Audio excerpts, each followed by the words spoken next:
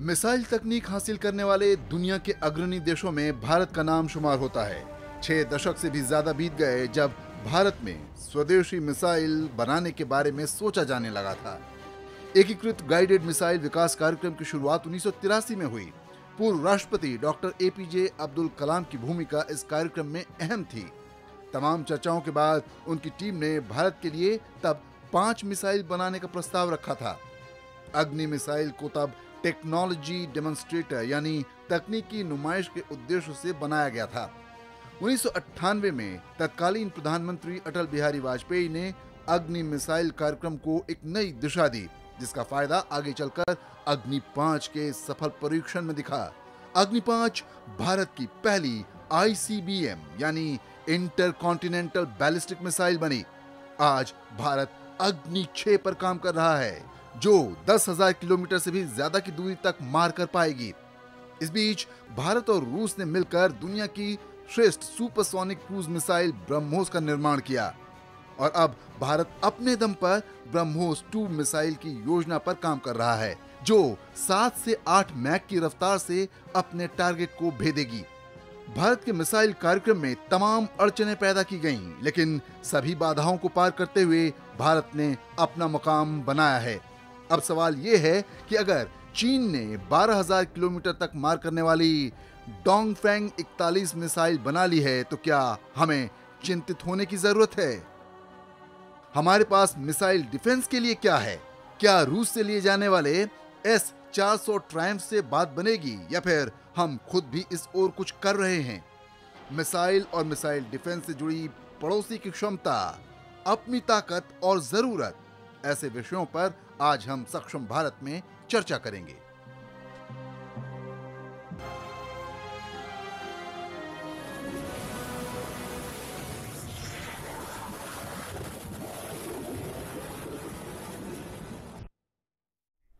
तो शुक्र थे सक्सेना सर, शुरुआत आपसे। पहले ब्रह्मोस की बात करेंगे क्योंकि अभी भी हाल में लॉन्च हुआ तो देश में माहौल अच्छा है। इसको कैसे आप देखते हैं? कितना बड़ा कदम, क्योंकि अब तीनों वर्जन ब्रह्मोस के हमारे पास हैं। सर मैं तो ये कहूँगा कि ये ब्रह्मोस का जो चैप्टर शुरू हुआ 1998 में और आज हम 2017 में हैं, ब्रह्मोस एक बहुत ही सक्सेसफुल सक्सेस स्टोरी रही है इंडिया और रशिया के बीच में। हमने कैसे शुरुआत करी और आज की तारीख में BrahMos missile land version, ship launch version, submarine launch version, air launch version, हर मुद्दे में, हर चीज़ में अवेलेबल है। सबसे पहले बात करी जाए, मैं सबसे लेटेस्ट बात से शुरू करूंगा। 22 नवंबर 2017 बहुत इंपॉर्टेंट डेट है। इस डेट के अंदर हमने ब्रह्मोस मिसाइल को Su-30 MKI से सक्सेसफुल लॉन्च किया। वो ये आप रिजल्ट देख रहे हैं, इसके पीछे कितना बड़ा काम किया गया, कैसे हमने Su-30 MKI एयरक्राफ्ट को तैयार किया, उसके हार्ड पॉइंट्स को कैसे तैयार किया, उसके अंडर कैरेज को कैसे स्ट्रॉन्ग बनाया, किस हिसाब से हमने मिसाइल को उसके साथ अडेप्ट किया, ये एक बहुत बड़ी सक्सेस स्टोरी है। इसके बाद सर ब्रह्मोस मिसाइल एक ऐसी चीज है जिसके अंदर कई प्रथम चीजें जुड़ी हुई हैं। सबसे पहले ये दुनिया की सबसे ज्यादा स्पीड में चलने वाली एक क्रूज मिसाइल है, सुपरसोनिक क्रूज मिसाइल होने के नाते, जो कि 2.8 से 3 मैक की स्पीड पे चलती है। इसके साथ यहाँ पे ही नहीं रुके, अभी ब्रह्मोस की आगे आगे वर्जन शुरू हो गए। ब्रह्मोस एक आगे की मिसाइल में हाइपरसोनिक मिसाइल का आगे की तरफ बढ़ने, इसमें इसका स्पीड 7 to 8 मैक हो सकता है। ये स्पीड के लिए चर्चा जारी है, डेवलपमेंट जारी है और 2020 में इसके होने की उम्मीद है। इसके बाद और भी ब्रह्मोस के वर्जन, ब्रह्मोस एक्सटेंडेड रेंज, अभी हमारी रेंज 290 किलोमीटर है। क्यों हमने 290 किलोमीटर रखी है? आपको पता है मिसाइल टेक्नोलॉजी कंट्रोल रिजीम के अंदर जो तहत उसके है वो रेंज 300 किलोमीटर से ऊपर हम ना रखते हो, 290 किलोमीटर रखी। पर अभी हम MTCR के मेंबर हैं और अभी हमारा ज्वाइंट डेवलपमेंट चल रहा है ब्रह्मोस के अंदर 600 किलोमीटर तक मार करने वाली मिसाइल। दूसरी बात क्या है, ब्रह्मोस में एक ऐसी मिसाइल है जिसका गाइडेंस सिस्टम जो है बहुत ही यूनिक है, बहुत ही अपनी किस्म का एक अलग है। ये कि एक चीज से निर्धारित नहीं है सर। ये सबसे पहले जो इसका गाइडेंस सिस्टम है वो है इनर्शियल नेविगेशन सिस्टम। उड़ने के बाद इनर्शियल नेविगेशन सिस्टम जो चलता है उसके साथ कई चीजें जुड़ी हुई हैं। For example GPS, ground position system, उसके बाद ग्लानोस ग्लोबल नेविगेशन सिस्टम, उसके बाद हमारा गगन जो हमारा अपना गगन सिस्टम है वो जुड़ा हुआ है। इन तीनों को जोड़ने के लिए एक इंडियन चिप बनाया गया है जिसका नाम है G3OM। G3 का क्या मतलब? G3 का मतलब है ये तीनों सिस्टम जो मैंने आपको बताए, गगन, ग्लानोस और जीपीएस को करके G3OM ऑन मॉड्यूल। 17 ग्राम का सिस्टम सिर्फ उन्होंने मॉड्यूल तैयार किया, हमारे चिप तैयार किया, इंडियन चिप, जो कि इस मिसाइल की एक्यूरेसी को 1 metre CEP circular error of probability के अंदर पहुंचा देता है। ये एक ऐसी मिसाइल है जो कि अपने किस्म की एक बहुत ही लाजवाब और काबिल तारीफ मिसाइल। 1 मीटर ऑफ CEP सर कहते हैं, सर्कुलर एरर ऑफ प्रोबेबिलिटी। अगर ऑलमोस्ट पिन पॉइंट हुआ, मतलब ऑलमोस्ट पिन पॉइंट। सर एक और भी बात सुनिए, ये मिसाइल का एक स्टीप अटैक करने की कैपेबिलिटी है जिसके कारण सुपरसोनिक स्पीड के ऊपर इसमें ये एक दुनिया की पहली मिसाइल है जिसने सुपरसोनिक स्पीड से स्टीप डाइव के अंदर अपना रिहर्सल किया। अपना SU-30 Mark 1 से जब इन्होंने अटैक रिहर्सल किया, जो ट्रायल किया, fly trial, steep dive in supersonic speed with pin point accuracy. इसका क्या मतलब है? अगर पहाड़ के दूसरी तरफ कोई टारगेट छुपा हुआ है तो ये मिसाइल पिन पॉइंट तरीके से वहां जाकर अटैक कर सकती। दूसरा, इस मिसाइल की एक और क्या चीज है, ग्रुप ऑफ टारगेट्स। अगर एक टारगेट्स का समूह है उसके अंदर अपने टारगेट को चुनने की इसकी एक अद्वितीय कैपेबिलिटी है। बिकॉज अगर हमने इस टारगेट को, इसकी प्लान किया है कि हमने इस टारगेट को हिट करना है, तो ग्रुप ऑफ टारगेट्स के अंदर अपने टारगेट को चुन सकती है। ये एक बहुत बड़ी, इसीलिए आप देखते होंगे कि ये मिसाइल की ख्याति दिन पर दिन बढ़ती जा रही है। आज साउथ अफ्रीका, ब्राजील, क्या कहते हैं, इंडोनेशिया, मलेशिया, ब्रूनेई, कितनी कंट्री जो है जिसमें इंटरेस्ट दिखा रही हैं, हमारी मिसाइल के साथ इंटरेस्ट दिखा रही हैं। और इस आगे आगे बढ़ती हुई मिसाइल, कल को इमेजिन करो साहब, सब ब्रह्मोस सुपरसोनिक, जब hypersonic missile 7 to 8 kilometre Mach के ऊपर चलने वाली मिसाइल, 600 किलोमीटर तक मार करने वाली मिसाइल, ऐसा अद्वितीय वेपन, इसको मैं एक 1998 से 2017 तक एक बहुत बड़ी सक्सेस स्टोरी को समझता हूँ। आप कैसे देखेंगे? मतलब चूंकि बहुत सी चीज़ें डिटेल में बताई हैं, पहला वर्जन, पहले ये खबर आई थी कि संभवतः रशिया ने कहा है कि हम डेवलप करेंगे एयर वर्जन, और उसके लिए उन्होंने बहुत पैसा मांगा था, तकरीबन 1200-1300 करोड़ मांगे थे, $200 मिलियन, और इंडिया ने कुछ 80 करोड़ के आसपास कर लिया है HAL ने मिलकर। उसमें कैसे देखते हैं? सबसे पहले साहब ने तो कई चीज़ बता दी है, कुछ चीज़ें जो मैं एडिशन, आपने सबसे पहले डेवलपमेंट बहुत बड़ी चीज़ है। ब्रह्मोस बाय इटसेल्फ, उनका staff, plus HAL, plus Russia also, क्योंकि ये मिसाइल थोड़ी कम वजन की है। There are 3 things which have to go, Russia gets involve, but इसको Su-30 पे लगाने के लिए रशिया ने बोला था $200 मिलियन, यानी जिसका आप अभी 1300 करोड़, और जो है HAL ने इसको 80 करोड़ में, and not that HAL did it in 80 crore, HAL को बोला गया कि हमारे पास 80 करोड़ ही है और आप इसमें कीजिए। वो प्रॉफिट नहीं था उन्होंने, कोई I think they must have not only profit, they कोई उन्होंने, it is just that some money has been given, so it's a great thing, मतलब HAL के लिए। This is the first point. The next point which साहब ने बता दिया है, द CEP, दो, I mean, sir is absolutely right. GLONASS के साथ हमारे पास secret indication वो 2 to 1 meter है. We in the army keep the CEP as 30 meters purely because someday somebody will say that it has not hit at 1 meter. Okay. So, but अभी अंडमान में जो ground test हुआ at about 270 kilometers before the air test, we could hit the target in about 1 to 2 meters. So sir is absolutely right. I'm only giving you that कि मतलब क्योंकि मैं उस GSQR में मैं involved था, मैंने 30 मीटर रखा है इसलिए कि मतलब you never know about a missile, and when you compare a Tomahawk और इनके साथ, the accuracies are this thing. The next issue which I think which is very important जो is the developments for future, जिसके बारे में साहब ने बोला, I'll give some other things. अभी ये मिसाइल 40 Sukhoi 30 Mark I के ऊपर लगेगा, but we also have got the Navy flying a lot of aircrafts from the aircraft carrier, जिसके लिए you would need a smaller missile, maybe what you call with lesser range, or that is the next point, so which should be seen. And then we go on, जैसे साहब ने बोला, to the hypersonic. We can go on to many other different payloads also. Even BrahMos carries the electronics payload like the Champ missiles. Now you can create, now today you can carry out what is known as an electronic, what you call complete blockade. That is, if the missile flies over Delhi, the entire electrical grid can be affected. Okay. Boeing ने CHAMPS missile बनाया है.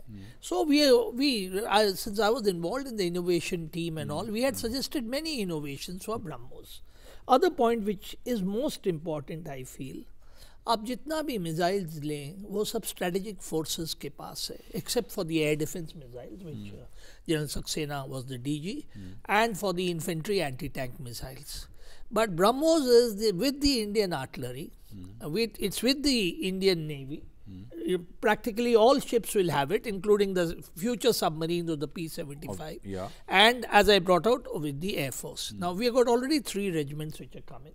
The 4th regiment, जो कि steep dive वाला है, that should be now in the mountains. And as Saab has said, we have already tested 400 kilometers.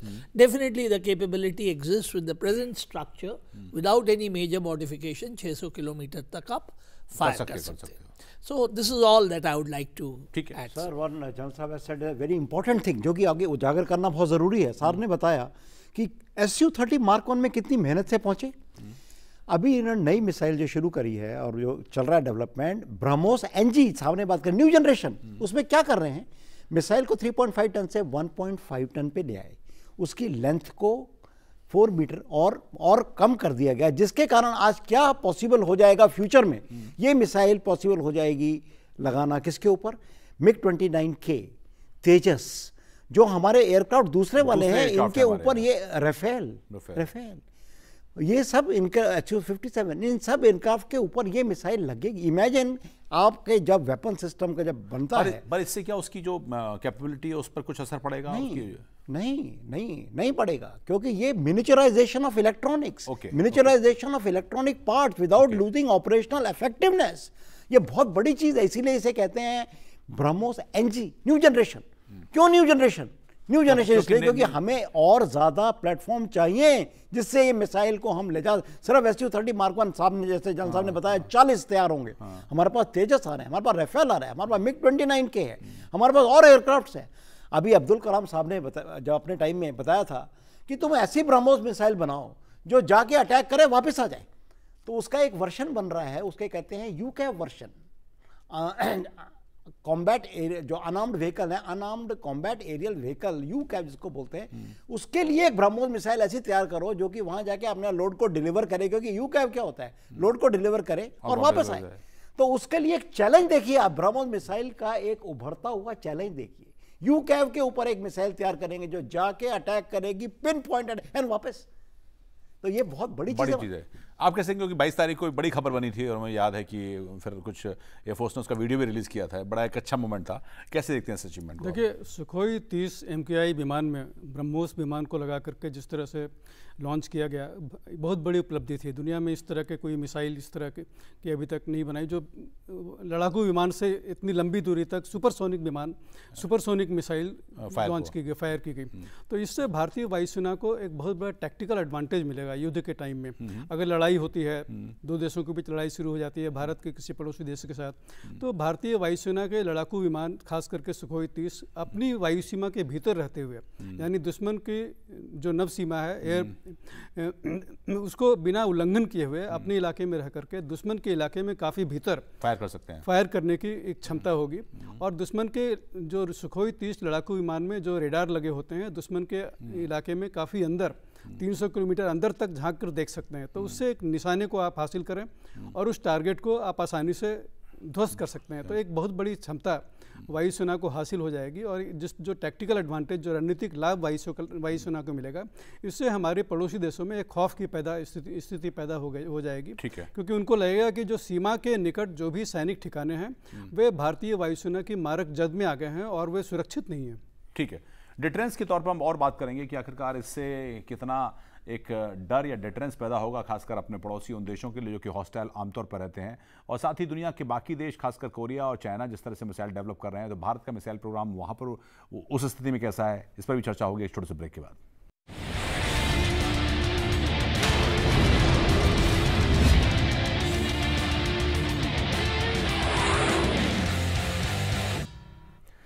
Break के बाद स्वागत आप सभी का सक्षम भारत में। हम चर्चा कर रहे हैं ब्रेक में जाने से पहले कि अभी हाल ही में भारत ने सुखोई विमान से ब्रह्मोस मिसाइल छोड़ने का एक सफल परीक्षण किया और एयरफोर्स ने उसका एक वीडियो जो लॉन्च किया था। और एक बड़ा अच्छा मौका भारतीय रक्षा तंत्र, भारतीय वायुसेना के लिए कि आखिरकार इस तरह का एक अचीवमेंट उन्होंने हासिल किया। जो कुछ कठिनाई रही हैं, आमतौर पर चैलेंज रहा है कि एक बड़ा कदम, हालांकि इसको डेवलप करने की एक कीमत रशिया ने ज़्यादा मांगी थी, लेकिन उससे बहुत कम कीमत पर HAL ने उसको आखिरकार डेवलप कर लिया। मैं आपसे एक सवाल करना चाह रहा हूँ जनरल चक्रवर्ती, डिटरेंस कितना इससे इफेक्ट होगा? एक तो अगर आप एयरफोर्स फाइटर प्लेन पर लगाते हो तो एक तो वो जिस रेंज पर जाएं वहाँ से वो फायर करें तो ये अपने आप में और बढ़ जाती है, वो 290 नहीं, फिर वो तो बहुत ज़्यादा हो जाती है। डिटरेंस के तौर पर पड़ोसी मुल्कों के में इसका कैसा असर देखते हैं? देखिए, डिटरेंस का मतलब क्या है? किसी को डराना ताकि वो आपको हमला ना करे।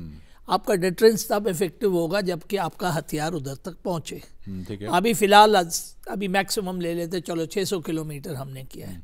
एक सुखोई का जो है रेंज है 3500 किलोमीटर आना जाना from the air base with BrahMos का पेलोड लेके। तो आप उसे तकरीबन आप ले लो 1700 किलोमीटर भेज सकते हो। 1700 किलोमीटर प्लस 600 किलोमीटर 2300 किलोमीटर आप एंगेज कर रहे हो विद पिन पॉइंट एक्यूरेसी। आप देखिए 2300 किलोमीटर आप जहाँ पे आप देख रहे हो कि हम लोग अगर एक आप हिंदी पिक्चर में देखोगे राइफल और पिस्टल से जो है वो, और डेली आप पेपर में देखोगे दिल्ली में कितने गुंडे हैं, पुलिस ने फायर किया उसको लगा नहीं, जो कि मतलब अपना आंख से देख रहे हैं। 2300 किलोमीटर तक अगर आपका कोई हथियार पहुंचे तो और क्या चाहिए? What else do you need? And the weapon, as that Saab said, is a conventional weapon. It is not a weapon which is lying, which जो कि आपको मेट करना है, ये it is ready for deployment. So it's a very big thing. Okay. इस type के weapons को जो एयर डिफेंस टर्मिनोलॉजी में कहा जाता है स्टैंड ऑफ वेपन टेक्नोलॉजी। अभी स्टैंड ऑफ वेपन का क्या मतलब? नॉर्मली अगर एक एयरक्राफ्ट को अपने मिसाइल्स, गन्स, रॉकेट्स लेके किसी वनरेबल एरिया या वनरेबल पॉइंट के ऊपर अटैक करना है तो वो एयरक्राफ्ट उस रेंज तक जाता है जहां तक उसको एयरक्राफ्ट VAVP दिख जाए या वनरेबल या उसके वेपन की रेंज कारगर हो जाए। अभी इमेजिन करो एक ब्रह्मोस मिसाइल जो कि एक सेल्फ ड्रिवन मिसाइल है, क्रूज मिसाइल है, जो अपने टारगेट को, प्रोग्राम टारगेट तक खुद पहुंच सकती है। उसकी रेंज अगर 400 किलोमीटर है तो आपकी स्टैंड ऑफ रेंज 400 किलोमीटर। अगर मान लो मेरे पास एक मिसाइल है जिससे मैं दुश्मन के एयरक्राफ्ट को गिरा सकता हूं, उसकी रेंज है 50, 70, 100, 80 किलोमीटर। ये एयरक्राफ्ट 100-200 किलोमीटर स्टैंड ऑफ करने दूरी से ही मेरे को स्टैंड ऑफ वेपन से अटैक कर सकता है, जिससे मेरे को पिन पॉइंट एक्यूरेसी से उस वनरेबल एरिया, वनरेबल पॉइंट के ऊपर अटैक किया जाता था। वही जनरल साहब बता रहे हैं कि स्टैंड ऑफ, ठीक है, बिना उस खतरे के जगह पहुंचे हुए दूर से ही मार करने की कैपेबिलिटी, क्योंकि मेरे पास जो वेपन है वो देख सकता है, वो टारगेट को एक्वायर कर सकता है और प्रोग्राम टारगेट तक पिन पॉइंट एक्यूरेसी से पहुंच सकता है। ये एक बहुत बड़ी कैपेबिलिटी।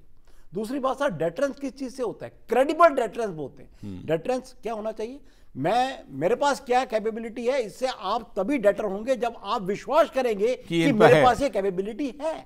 इसीलिए हमेशा डेटरेंस को ओवरटली बताया जाता है, मेरे पास ये कैपेबिलिटी, मैंने ये किया है, ये किया। इससे इफेक्ट क्या? अभी ओपन सोर्स देखिए, ओपन मीडिया देखिए, Su-30 MK1 MKI launches BrahMos missile, range 400 kilometre, stand off capability 400 kilometre, accuracy 1 metre CEP।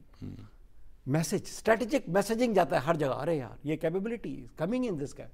Same capability program AD के अंदर, जैसे जनरल साहब ने बताया, हम और जनरल चक्रवर्ती सालों साल अपनी अपनी फील्ड में ग्रो किए। जैसे साहब ने स्मार्च हो गया, पिनाका हो गया, आर्टिलरी मॉडर्नाइजेशन, अपने हाथों से इन्होंने GSQR में इन्वॉल्व है पूरे। इसी तरह से मैं भी अपनी छोटी कैपेबिलिटी में एयर डिफेंस में इन्वॉल्व रहा। जैसे मान लो programme AD, ballistic missile defence में मुझे बहुत बड़ा सौभाग्य प्राप्त है कि मैंने उस स्टडी ग्रुप का पार्ट बना जहां ये डिसाइड किया गया कि हम अपनी कंट्री में बैलिस्टिक मिसाइल डिफेंस की जो कैपेबिलिटी अपनी कंट्री में बनाएंगे या बाहर से लाए। उसका मैं एक मेंबर था, छोटा सा मेंबर, जस्ट मेजर साहब था, पर मैं उसका मेंबर था। वहां से मैंने उसको डेवलप करते हुए देखा। 11 अगस्त 2001 को ये प्रेजेंटेशन किया गया था चीफ ऑफ स्टाफ कमेटी, जिन्होंने डिसाइड किया यस इंडिया में ये कैपेबिलिटी बनाई जाएगी, DRDO की कैपेबिलिटी हो। आज की तारीख में 2017 में हम इस नतीजे पे पहुंचे कि हमारे पास आज बैलिस्टिक मिसाइल डिफेंस दोनों तरह से। कौन कौन से तरह से?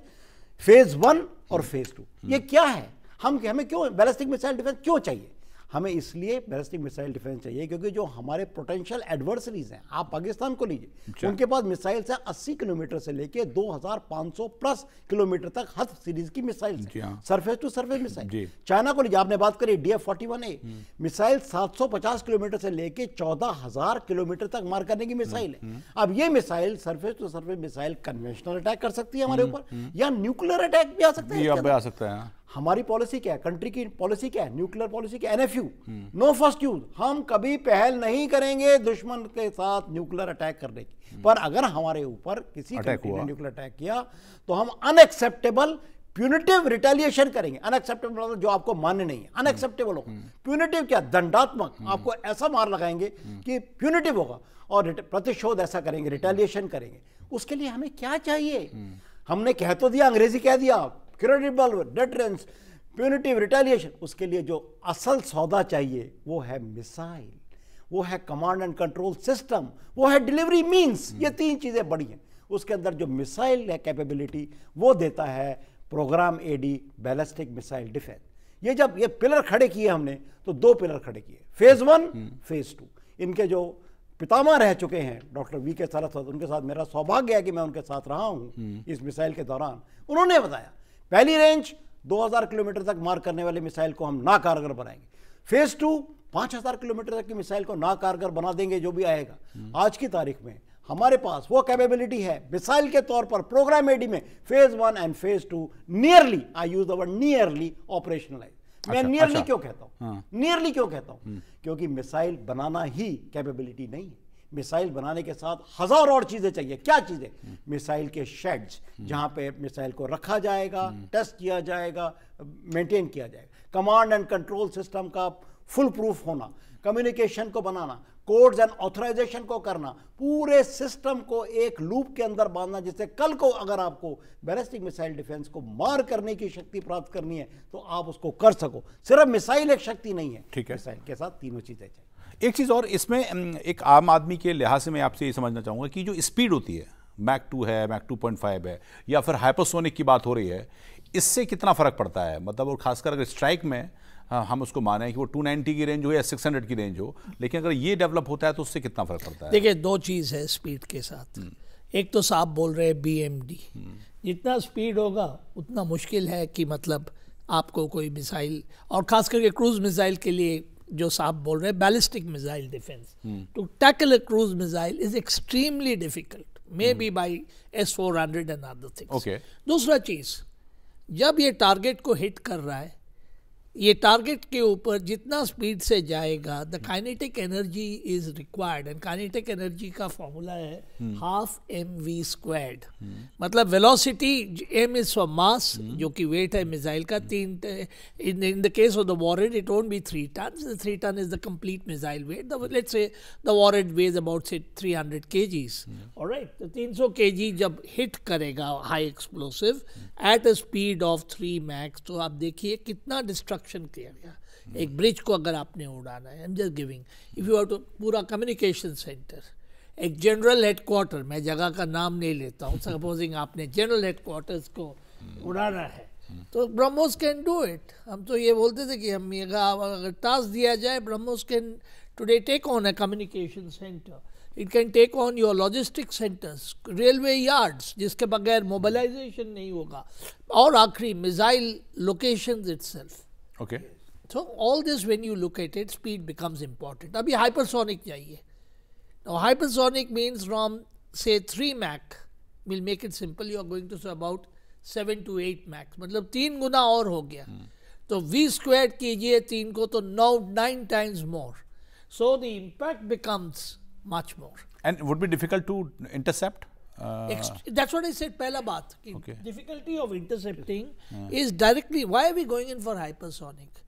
See, the whole story of hypersonic starts जबकि Osama bin Laden, you know, attacked 9/11 जब हुआ, तो प्रेसिडेंट जॉर्ज बुश ने बोला मुझे ऐसा हथियार चाहिए जो कि मतलब almost what you call near real time should be able to go and attack. So then they realise that कि मतलब सिर्फ हम जो है सुपरसोनिक से नहीं काम कर सकते। एंड देन सर इसीलिए ब्रह्मोस ने, सर जो बता रहे हैं ना, बहुत बड़ी बात बता रहे हैं कि ये चीज क्यों है हाई स्पीड। जब अगर ब्रह्मोस की साइड पे जाओ और ये हाइपरसोनिक के बारे में पढ़ो तो वो ये लिखते हैं ये क्यों चाहिए, to improve the first strike capability. अगर मैंने आपको स्ट्राइक करना है फर्स्ट स्ट्राइक, तो इतना कम समय के अंदर मेरा वेपन आपके ऊपर कारगर हो जाएगा कि आपके पास समय ही नहीं है कुछ और करने का, उसको इंटरसेप्ट करने का, डिस्ट्रॉय करने का। 7 to 8 मैक सर, वन अभी तो अनथिंकेबल लग रहा है सर ये तो। 1235 kilometre per hour is 1 Mach, 343 metre per second is 1 Mach, 7 to 8 Mach. Imagine the speed. नहीं, बट अभी तो मैं आपसे कह रहा हूँ कि वो अनथिंकेबल लग रहा है कि ब्रह्मोस के अंदर जो चीजें इमेजिन नहीं कर सकते वो पॉसिबल होती। ओके, मैं एक चीज आपसे पूछना चाह रहा हूँ, ब्रह्मोस की success story make in India Indianisation की दिशा में एक अच्छा कदम होगा, खासकर जैसे उन्होंने एयर वर्जन को लॉन्च किया। तो ये सबसे बड़ी मिसाल है मेक इन इंडिया की। ब्रह्मोस का जो कार्यक्रम चला, भारत ने रूस के सहयोग से आगे बढ़ाया और आज पूर्णतः भारत में इस मिसाइल को बनाया जा रहा है। तो एक मेक इन इंडिया के बहुत ही सफल, बहुत बड़ी मिसाल हम कह सकते हैं। और इस तरह की जो मिसाइल कार्यक्रम भारत में दूसरे भी बन रहे हैं जो पूर्णतः भारत के स्वदेशी प्रयासों से बन रहे हैं, तो वो भी एक मेक इन इंडिया की बहुत बड़ी मिसाल है। भारत ने अग्नि मिसाइल को बनाया, अग्नि 5 तक हम बना चुके हैं, जिससे इंटर कॉन्टिनेंटल बैलिस्टिक मिसाइल कहते हैं। उसमें कहीं से विदेशी मदद नहीं मिली। ब्रह्मोस में तो रूस का सहयोग मिला, लेकिन जो दूसरी मिसाइलें हैं भारत की, वो पूरी तरह स्वदेशी तकनीक से बनाए गए हैं। तो वो पूरी तरह मेक इन इंडिया है। जो पृथ्वी मिसाइल है, जो अभी निर्भय मिसाइल छोड़ी गई, जो सब सोनिक क्रूज मिसाइल जिसे कहते हैं, वो भी पूरी तरह भारत में बनी है। तो मेक इन इंडिया में जो मिसाइल के क्षेत्र में भारत ने बहुत बड़ी सफलता हासिल की है। ओके, एक सवाल आप सर कि चूंकि अब आपका लैंड वर्जन, सी वर्जन हमने बात किया और बोथ, जिसमें शिप से भी और सबमरीन से भी, और भी इसमें डिफिकल्ट सबसे चैलेंजिंग संभवतः एयरफोर्स का रहा या फिर कैसे एक्सप्लेन करेंगे? सर मैं तो ये समझता हूँ कि हर पहलू इसका चैलेंज से भरा था। जब हमने लैंड वर्जन पहली बार 2001 से शुरू किया, बहुत बड़ा चैलेंज था। पहली 3 मिसाइल फेलियर हुई, उसके बाद टारगेट के ऊपर लगना शुरू हुआ। जब हमने पहली बार मिसाइल सबमरीन से लॉन्च किया, सबमरीन नहीं थी हमारे पास, एक सबमर्ज्ड पेंटून से लॉन्च किया गया वर्टिकल मिसाइल, पहली बारी हमने वर्टिकल लॉन्च किया, वहाँ से अंडर सबमर्ज पेंटून से वहाँ से लॉन्च किया गया। आज 75 क्लास 75 सबमरीन के अंदर है। आज ये डिस्ट्रॉयर्स के अंदर Rajput class destroyer, Kolkata class destroyer, Vizag class destroyer, हर एक पे ऊपर है। आज ये फ्रिगेट्स में, हर टाइप के 2 टाइप के फ्रिगेट्स में, तलवार का क्लास के फ्रिगेट्स के अंदर ये चली गई। सबमरीन 75 ब्रांच में चली गई। दूसरी बात क्या है, हर चैलेंज, अभी SU-30 Mark 1 में पहली बारी बहुत बार फेलियर हुआ, क्योंकि SU-30 MKI को तैयार करना, इसके अंडर कैरेज को स्ट्रॉन्ग करना, हार्ड पॉइंट्स को तैयार करना, मिसाइल के वेट को रिड्यूस करना और उसको उसके साथ लिंकअप करना, बिकॉज इस मिसाइल का वेट जो है उसको इस फाइटर एयरक्राफ्ट ने कैरी करना है। ये वो इंटीग्रेशन में काफी समय लगता होगा आमतौर पर, उसमें इंटीग्रेशन ये बहुत बड़ा चैलेंज था। इसीलिए कि कब से प्रोग्राम शुरू किया था, प्रोग्राम शुरू हुआ 2013 में 11 मई, और कब सक्सेस पहली बारी हुआ 22 नवंबर 2017। इमेजिन 4 साल की 5 साल लग गए इसका। और दूसरी बात, आपने हाइपरसोनिक की बात करी, हाइपरसोनिक ड्रीम नहीं है सर। हाइपरसोनिक मिसाइल, मैं प्रोग्राम AD पे जाऊंगा क्योंकि वो मेरा अपना होम ग्राउंड है। AD-1 और AD-2 जो मिसाइल है, फेज 2 की जो मिसाइल हम बना रहे हैं, एंडो एटमॉस्फेरिक और एक्सो, दोनों हाइपरसोनिक है। दोनों हाइपरसोनिक मिसाइल। क्यों हाइपरसोनिक है? क्योंकि जो 5000 किलोमीटर रेंज की मिसाइल है, वो किस स्पीड, किस ऑल्टीट्यूड, किस रेंज से आती है, उसको हिट करने के लिए आपका जो शस्त्र है वो हाइपरसोनिक रेंज में ऑपरेट करना चाहिए, तभी वो ऑपरेशनल होगा।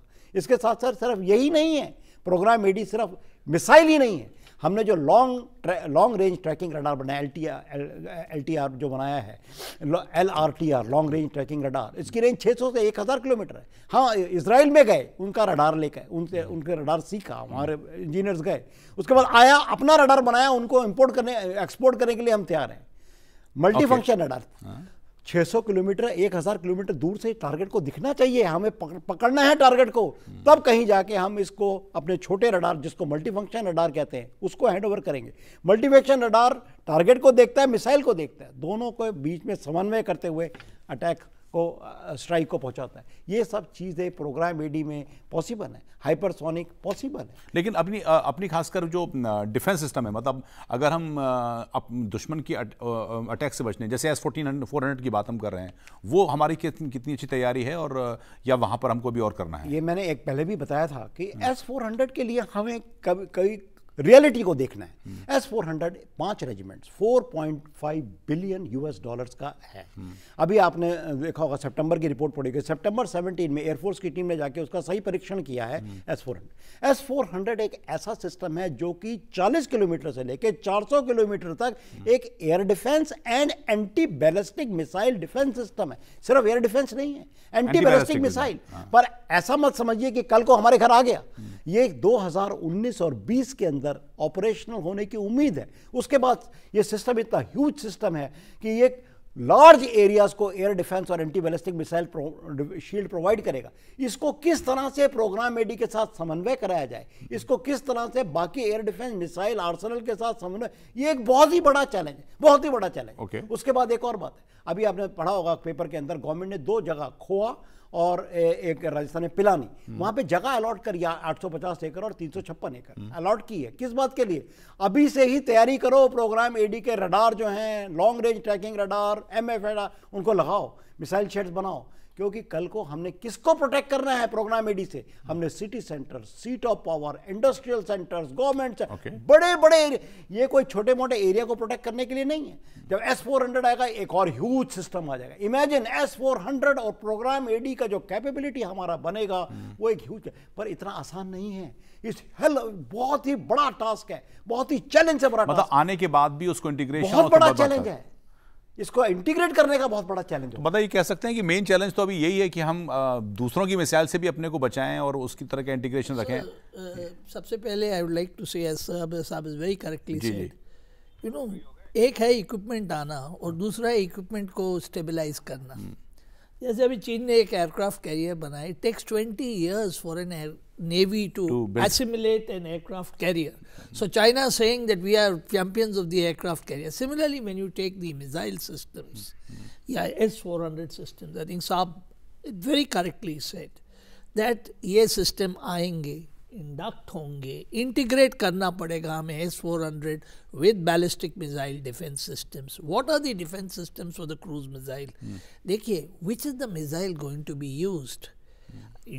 मैं मानता हूँ कि चीन और पाकिस्तान दोनों ही बोल रहे कि अभी हमारे जो जितने भी मिसाइल है वो डबल पर्पस है, कन्वेंशनल भी है, न्यूक्लियर भी है, तो ballistic missiles can be used, but main missiles both ये which are going to be used are cruise missiles.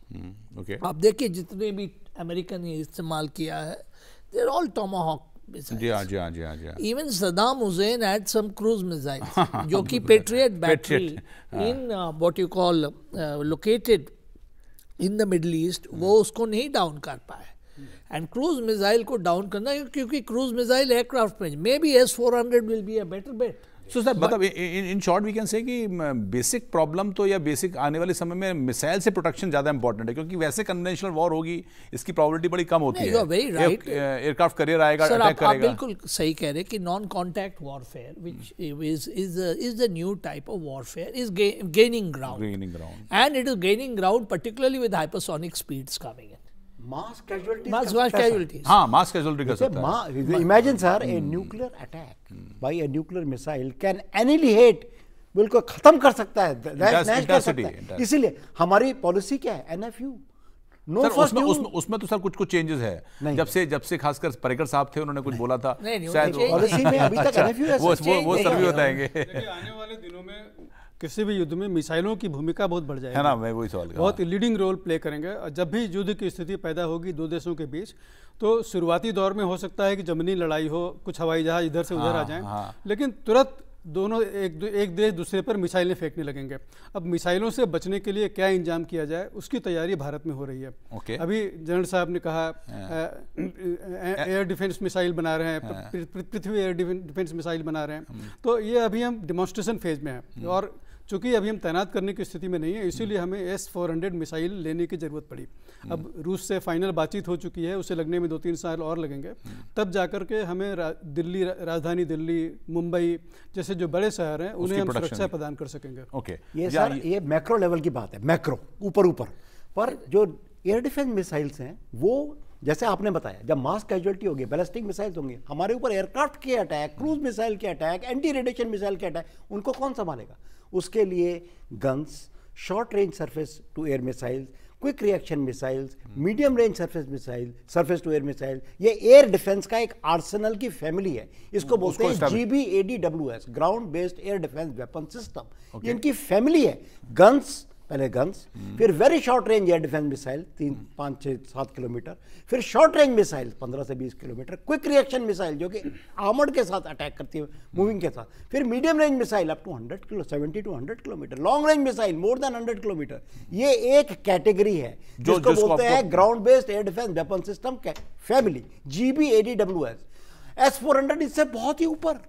इस पर मैं थोड़ा सा और आपसे बात करूंगा, वक्त एक छोटे से ब्रेक का और चला है, खासकर इस तरह का जो कि जैसा रंजीत जी ने बताया कि आखिरकार आने वाला समय में अगर युद्ध होगा तो वो नो कांटेक्ट या लेस कांटेक्ट वॉर का ज़्यादा है, तो यानी कि मिसाइलों से हमले होंगे, और ऐसे में हमारी रक्षा प्रणाली कितनी सुदृढ़ है, इस पर बात करेंगे छोटे से ब्रेक के बाद।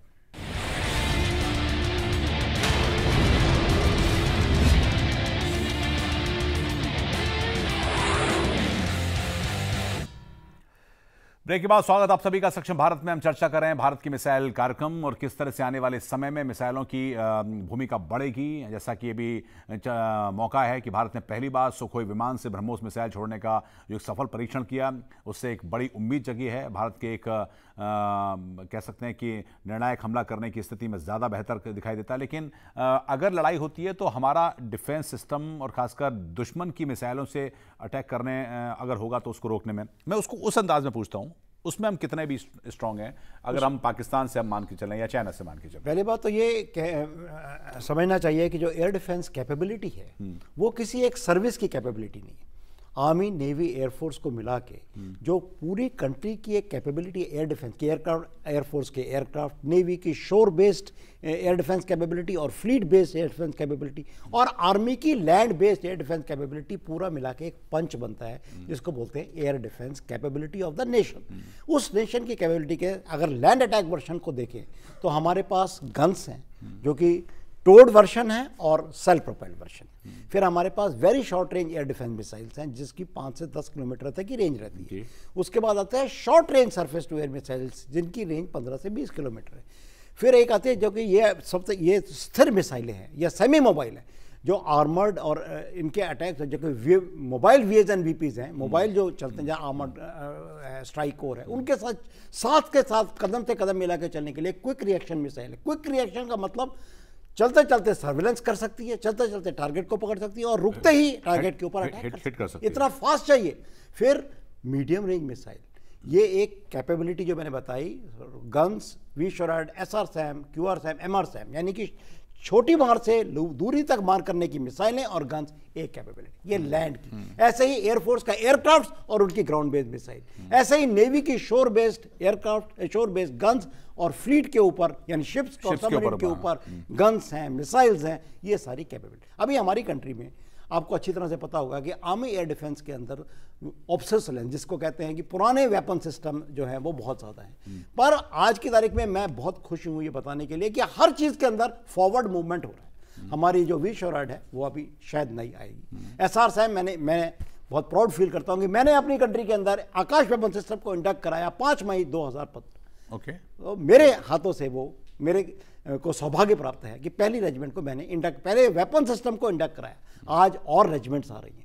उसके बाद क्विक रिएक्शन मिसाइल बेल और बीडेल मिला के, DRDO और बेल मिला के अपना खुद का QR-SAM बना रहे हैं। MR-SAM का हमारा कॉन्ट्रैक्ट एस्टेब्लिश हो गया, इसराइल के साथ हम MR-SAM ले रहे हैं, जो वो है, ये कैपेबिलिटी बन रही है। SR और S-400 का आपने ऑलरेडी बता दिया। इसी तरह से नेवी के अंदर उनकी वेपन सिस्टम्स और उनकी मिसाइल, एयरफोर्स के अंदर उनके वेपन सिस्टम, ये पूरी की पूरी एक कैपेबिलिटी तैयार हो रही है। कल को अगर अटैक हुआ, दुश्मन का किससे अटैक होगा?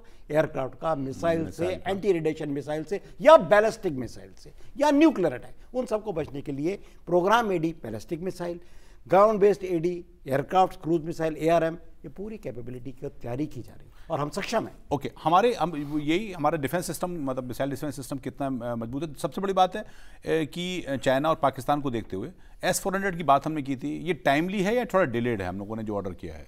I think it's S-400 is coming on time, and जैसे सामने बोला, people have gone in now. The induction will take place, and China has also gone in for S-400. Pakistan has got other plans right now.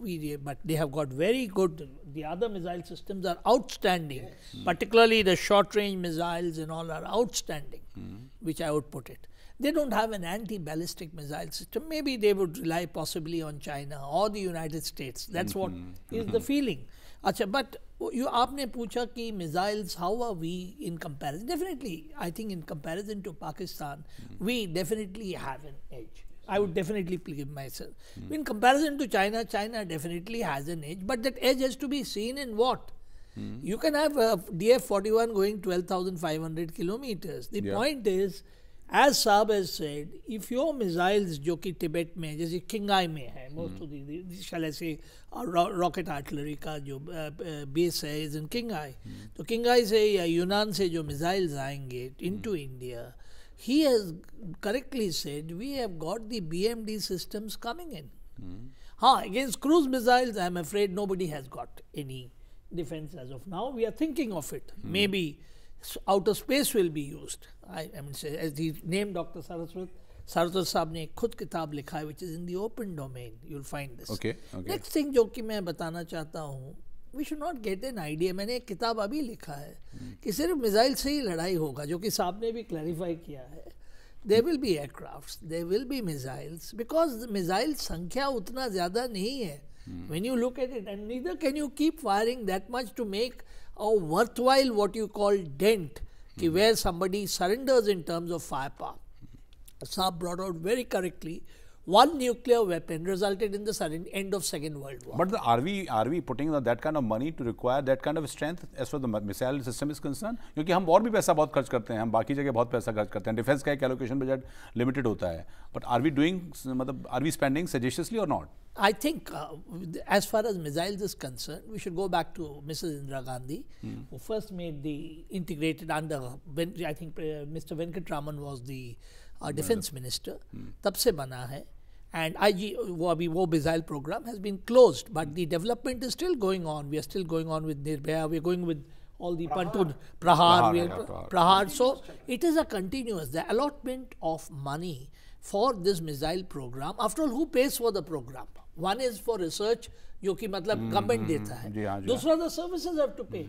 The army has to pay, the navy has to pay, the air force has to pay. So they pay from their budgets based upon their capability. नहीं तो कहाँ पे अभी army ने अभी 3 BrahMos regiment लिया, चौथा ले रहे हैं, तो आर्मी का बजट से पेमेंट होगा. सिमिलरली नेवी ने इतने सारे शिप्स पे लगाने वाले हैं. नहीं, मेरा सवाल इसलिए भी मैं आपसे आप अभी बताइएगा कि कहीं हम कन्वेंशनल सिस्टम पर ज़्यादा तो नहीं खर्च कर रहे हैं. हम अभी एयरक्राफ्ट खरीदने पर हमारा ज़्यादा जोर है, हमारा मान लीजिए टैंक्स खरीदने पर ज़्यादा जोर है, हमारा शिप्स खरीदने पर, क्योंकि अब आने वाला समय, जैसा रंजीत सर ने कहा या आप भी कहते हैं कि मिसाइल सिस्टम पर ज़्यादा अटैक होगा, तो we should have a far more better system than spending money on the conventional. Sir, I have written a complete book, तो यहाँ पे 5 मिनट में तो आपको मैं जवाब नहीं, मैं ठीक है बताऊँ, अगर जस्ट बता देंगे. पूरा किताब Vivekananda International Foundation has just released it. Saab also knows about it. He spoke about ground base. But I can only say one thing, Saab. Missiles have their place. The other weapons have their place. A rifle has its own place. Okay, yeah. And you need money is being utilized, as you is say, being sir. utilized. एक और चीज sir आपने बहुत बड़ी बात कही, वो बीच में ना रह जाए, इसलिए मैं उसको उजागर करना चाहता हूँ. It is called electronic combat capability. आज की तारीख में सिर्फ contact warfare, 5th generation warfare की बात होती है. बिल्कुल. 5th जनरेशन वॉरफेयर क्या है? Cyber attack, cyber capability, information warriors, information capability, perception managers, उनकी कैपेबिलिटी. एक साइबर अटैक अगर हो गया तो आपको आपके पूरे computer system, weapon system of अगर इनकेपेबल हो गए, आप कुछ लॉन्च नहीं कर सकते. सर, ये फ्यूचर है, ये होने वाला है. ये कैपेबिलिटी एक फ्यूचरिस्टिक कैपेबिलिटी, इस पे बहुत ध्यान दिया जा रहा है. 5th जनरेशन वॉरफेयर क्या है ये? To build electronic combat capability. Electronic combat में क्या आता है? साइबर, अटैक्स, इसमें आता है और टाइप के अटैक, इंफॉर्मेशन वॉरफेयर, इसमें आता है परसेप्शन वॉरफेयर। ये हर टाइप की कैपेबिलिटी जो है, इस टाइप की कैपेबिलिटी डेवलप करना 5th जनरेशन वॉरफेयर में उतना ही इंपॉर्टेंट है जितना कॉन्टैक्ट वॉरफेयर, जितना कि कन्वेंशनल वॉरफेयर। तो फिर सर हम 5th जनरेशन एयरक्राफ्ट की जगह हम फिर सिंगल इंजन एयरक्राफ्ट के पे क्यों जा रहे हैं? हम F-16 डॉग फाइट वाले पे, अब डॉग फाइट होगी, एक होता था 60s 70s 80s तक होता था, अब हम उस पर क्यों जा रहे हैं? हर एक कोई वेपन सिस्टम और कोई कैपेबिलिटी अपने ऊपर स्टैंड अलोन एक सिंगल कैपेबिलिटी नहीं होती, ये सब मिलाकर एक कॉम्प्रिहेंसिव कैपेबिलिटी बनती है। उसमें मेरे को राइफल भी चाहिए, जनरल साहब ने क्या बोला, राइफल भी चाहिए, मुझे रॉकेट लॉन्चर भी चाहिए, मुझे मिसाइल्स भी चाहिए, मुझे इलेक्ट्रॉनिक कॉम्बैट कैपेबिलिटी भी चाहिए, और मुझे एयरक्राफ्ट शिप्स, एयरक्राफ्ट कैरियर चाहिए। ये सब मिलाकर एक कॉम्प्रिहेंसिव वॉर फाइटिंग कैपेबिलिटी। जी आप पूछ रहे हैं। The F-16 or the Gripen, they are going to have the AESA radar. And they are also not going to do any dogfights today. I think as on date में F-16 लोगों को मिला, there are 4,604 F-16s flying in combat role today. Around the world. Around the world, totally. Totally. 4,000. Now today they are all firing beyond visual range missiles. BVR sir, सारे Gripen भी आपको जो आएगा अभी कोई नजर नहीं आएगा। Even the rifle is going to fire by night with hollow sights. Sir, in SAS, infantry soldier as a system, वो पूरा अभी एक infantry soldier को नहीं, as a system, nuclear attack से बचने के लिए उसकी कैपेबिलिटी, केमिकल अटैक से बचने के लिए उसकी कैपेबिलिटी, उसके पास binocular night vision devices, precision warfare की कैपेबिलिटी और स्नाइपिंग की सब कुछ कैपेबिलिटी एक सोल्जर में होगी। आप कैसे देखते हैं? मतलब ये मेरा सवाल ठीक है कि हम उस दिशा में ज़्यादा ठीक खर्च कर रहे हैं जो भी हमारा रक्षा बजट होता है, या फिर उसमें और किया जाना चाहिए? देखिए, मिसाइलों की जो भूमिका हो सकती है उसके मद्देनजर हम कह सकते हैं कि ये जो टैक्टिकल एडवांटेज हमें देते हैं, एक रणनीतिक लाभ की स्थिति देते हैं। आप पाकिस्तान को देखिए, अब वो कन्वेंशनल वेपन सिस्टम्स पर ज़्यादा खर्च नहीं कर रहा, उसका जोर मिसाइलें हासिल करने पर है। कई तरह की मिसाइलें हासिल कर रहा है, क्रूज मिसाइल हासिल की है, बाबर क्रूज मिसाइल पाकिस्तान ने चीन से हासिल की है, हथ मिसाइल जो है, और गौरी और शाहीन मिसाइलें। तो अपनी मिसाइलों का भंडार लगातार बढ़ाता जा रहा है। उसे पता है कि अपने इलाके में रहते हुए भारत के इलाके में भारत की वायु सीमा का उल्लंघन किए बिना, अपने किसी हवाई जहाज़ को भेजे बिना, अपने टैंक को भेजे बिना, अपने इलाके में बैठ करके भारत के इलाके पर हमला किया जा सकता है। अब मिसाइलें हम भी बना रहे हैं, पाकिस्तान ने मिसाइल खुद नहीं बनाई, पाकिस्तान ने चीन से मिसाइलें हासिल की। तो पाकिस्तान भी मिसाइलों की ताकत को जान रहा है, समझता है, और वो हमसे भी कम नहीं है, उसके पास मिसाइलों की संख्या भी बहुत ज़्यादा है। तो हमारी चिंता सबसे बड़ी है कि हम केवल ब्रह्मोस मिसाइल लेकर के बैठ जाएं और हमारी चिंता दूर हो जाए, तो ऐसा नहीं है। हमें एंटी मिसाइल सिस्टम्स जो है हासिल करनी पड़ेगी, और आज के ज़माने में कोई भी एंटी मिसाइल सिस्टम ऐसी नहीं है जो 100% गारंटी प्रदान करती हो कि सभी मिसाइल हमलों को झेल सकें, आसमान में उनको निरस्त कर सकें।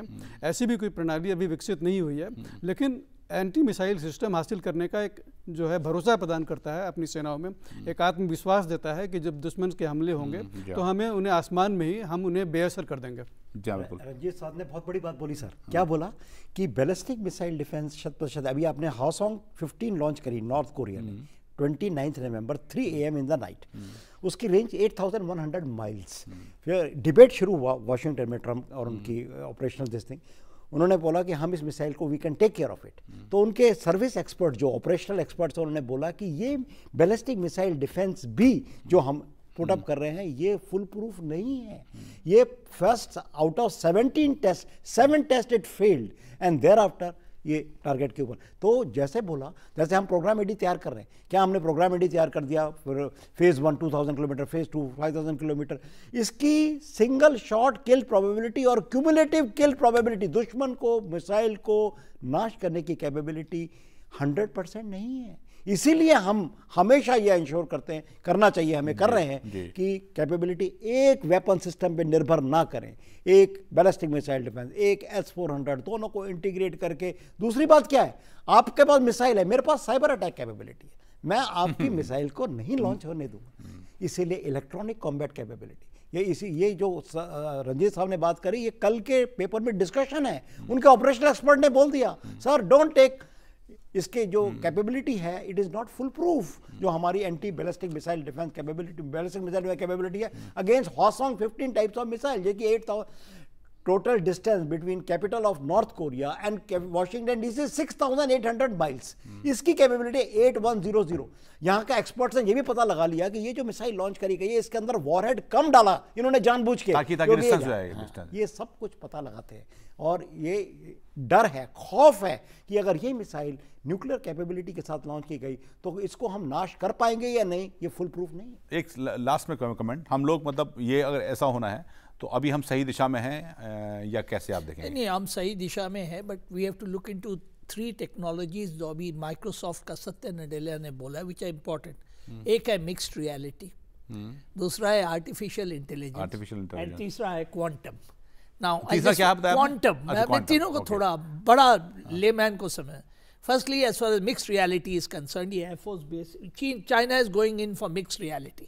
Mixed reality means जो ह्यूमन बीइंग, जैसे आप इस स्टूडियो में हैं, आपका जो है रोबो जो है वो गया है से let's say to some target anywhere in Tibet और इन पाकिस्तान, आप उसको साथ मिल के नॉट ओनली प्रोग्राम, उसका प्रोग्राम को आप ऑल्टर कर सकते हो। This is known as mixed reality, combining the real world with the virtual world. ठीक है। The next thing that I said is artificial intelligence. Sir, अभी जो है swarm attacks, ये जितने भी champ attacks, ये सब, even your missile. The machine can think and act. So they're all intelligent machines.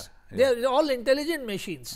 And the third is quantum. Sir, today your computer which you are having can do limited calculations. Once quantum comes through, then your all sensors which Saab is talking about, all the lasers, because of that, you would be able to make a drastic change. So these are all things, and China is rather spending more money. हमको संभवतः और देखना पड़ेगा। Intelligence आपने बात बोला sir, artificial intelligence बहुत बड़ी चीज है सर। इस पर मैं रोकूंगा, इस पर एक स्पेशल प्रोग्राम आपके संग करेंगे। समय खत्म हो रहा है, हमको इजाजत नहीं दे रहा। बहुत धन्यवाद स्टूडियो में आने के लिए। जनरल चक्रवर्ती आपका धन्यवाद, जी सर आपका बहुत धन्यवाद। Thank you. तो जी हाँ, तो भारत का मिसाइल सिस्टम कहाँ पर है, ये एक अच्छी खबर, क्योंकि अगर एयरफोर्स के वर्जन ब्रह्मोस का लॉन्च किया गया तो इसने एक तरह की ताकत दी है, एक तरह का डिफरेंस पैदा किया है, लेकिन अभी बहुत कुछ किया जाना बाकी है, क्योंकि आने वाली जंग कुछ अलग तरह की होगी, जिसमें कि लेस कॉन्टैक्ट होगा, वो साइबर वॉरफेयर हो सकता है या मिसाइलों से अटैक हो सकता है, और उस दिशा में और ज़्यादा सोचने की ज़रूरत है। सक्षम भारत में इतना ही, हमको दीजिए इजाज़त, नमस्कार।